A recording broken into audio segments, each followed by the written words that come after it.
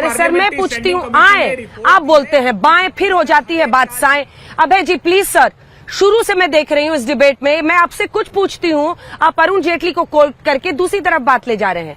मैं आपसे एक सीधा प्रश्न कर रही हूँ कि क्या 50 करोड़ पे भी उतने ही सांसद, 145 करोड़ जनता पर भी उतने ही सांसद तर्क संगत है? इस पर एक सीधा जवाब तो दीजिए सर। तर्क संगत है, बिल्कुल तर्क संगत है। मैं कह रहा हूं कि अब भारत की आबादी कम हो रही है, ये आने वाले 10 सालों के लिए और तर्कसंगत है।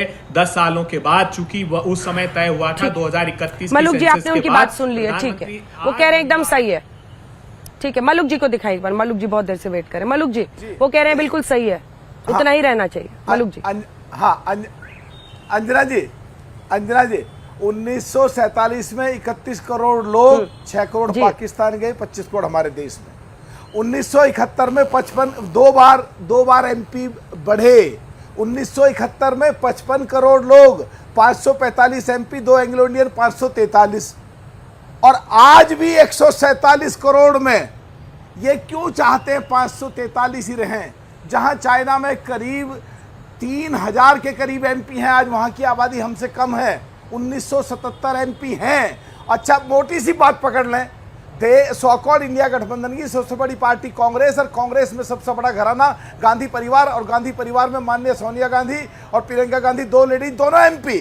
और अगर एनडीए सरकार मोदी जी ने अगर 273 लेडीज के लिए रास्ता खोला, तो ये क्यों नहीं चाहते कि 273 लेडीज देश की पार्लियामेंट में काम करें और देश के विधानसभा, प्रदेशों के विधानसभा और विधान परिषद में लेडीज जाए?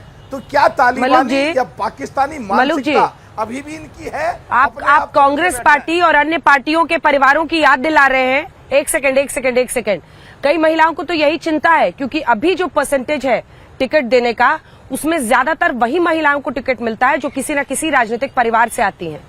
तो आप कांग्रेस और बाकी पार्टियों की तो याद दिला रहे हैं, लेकिन ये सभी पार्टियों में एक ही हाल है। राजनीतिक परिवारों से जो महिलाएं होती हैं उनको ज्यादा टिकट दिया जाता है इस देश में।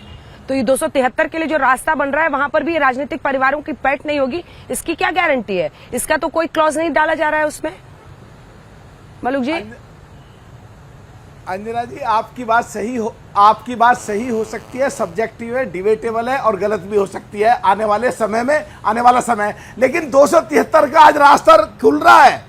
कांग्रेस और उसकी साथी पार्टियों ने रोक दिया, ममता की पार्टी ने रोक दिया, खुद ममता जी एमएलए भी, एमपी भी, भारत सरकार में मिनिस्टर भी, 3 बार चीफ मिनिस्टर भी, और 273 लेडीज जाएंगी, उनको सदन में जाने नहीं देना चाहती। इस देश की संसद में उनको रोक दिया, विधानसभाओं में पूरे देश में और विधान परिषदों में उनको जाने नहीं देना चाहती, रोक दिया। इनकी मानसिकता साफ है, तालिबानी और पाकिस्तानी इनकी मानसिकता है। ये अपनी लेडीज को बुला करके सदनों में रहेंगे, ममता जी भी, सोनिया गांधी जी भी, प्रियंका गांधी जी भी, और देश की और लेडीज जो जश्न मन रहे थे, उत्सव मन रहे थे और पूरे दिवाली मन रही थी, उनके सबके सपने तोड़ दिए। सुनील जी, सजा पक्का मिलेगी आने वाले चुनाव में। जी अंजना जी। और समाजवादी पार्टी में तो वैसे ही रिकॉर्ड है एक ही वक्त पर सबसे ज्यादा सांसद, विधायक एक ही परिवार से होने का।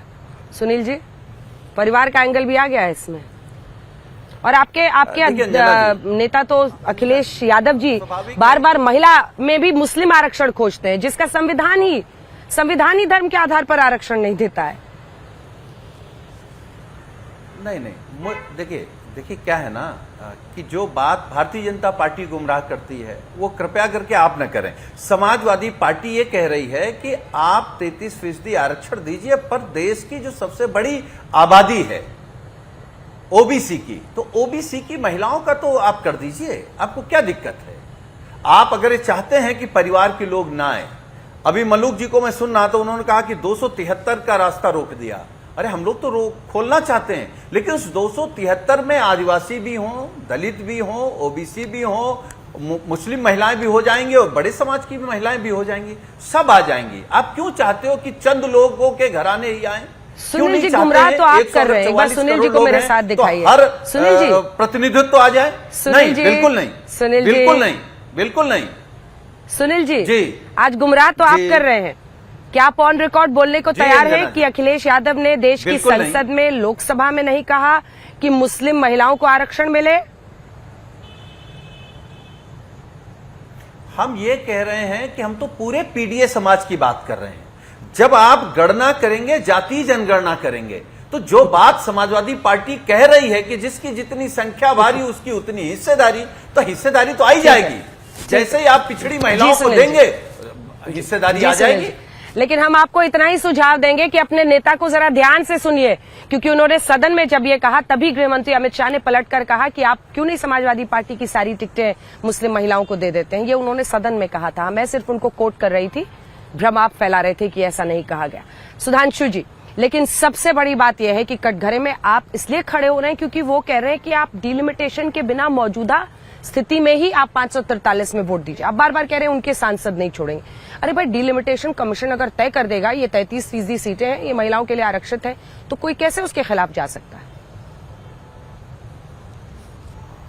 मुख्य बात टेक्निकल तो मैंने जवाब दे दिया। अगर डिलिमिटेशन 543 में होगा तो राज्यों की सीटें बदल जाएंगी। बाकी मुख्य बात क्या है अंजना जी, जब यह प्रस्ताव पारित नहीं हुआ तो विपक्ष ने किस कदर मेज थपथपाकर हर्षध्वनि करते हुए, हंसते चिल्लाते हुए जो सीन देखा, ये मैं पूछना चाहता हूं, ये जो अट्टहास था विपक्ष का, ये किस बात की खुशी थी भाई?